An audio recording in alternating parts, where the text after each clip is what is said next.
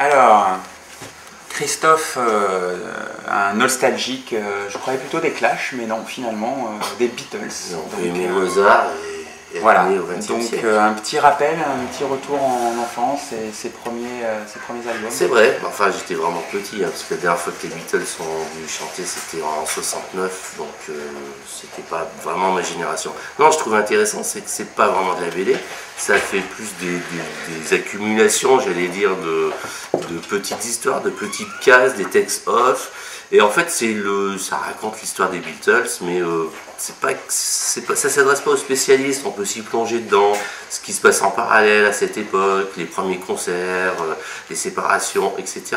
Donc on replonge vraiment dans cette époque où c'est les années 60, avec tout ce qu'on pouvait imaginer qu'elle allait être bien, peace and love, etc. Et puis un peu ce qui arrive à la fin.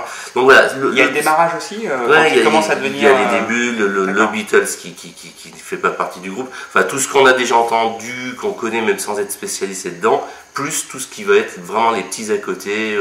Et pourquoi ils se séparent, pourquoi ils arrêtent. Pourquoi ils se séparent, chacun fait sa vie, etc. etc. C'est vraiment intéressant, c'est pas le truc à lire une seule fois, je crois que c'est à ouvrir de temps en temps, lire 3-4 pages, et puis revenir dessus. Donc vraiment très très sympa chez Dargaud. Donc Hervé Bourris, le petit livre des Beatles, chez Dargaud. Voilà. Voilà, hein, si vous n'avez rien à faire aux toilettes, en fait, en plusieurs fois, ça peut pas mal se lire. Et surtout avec la musique des Beatles, bien sûr, hein, en fond sonore. Sinon, c'est pas...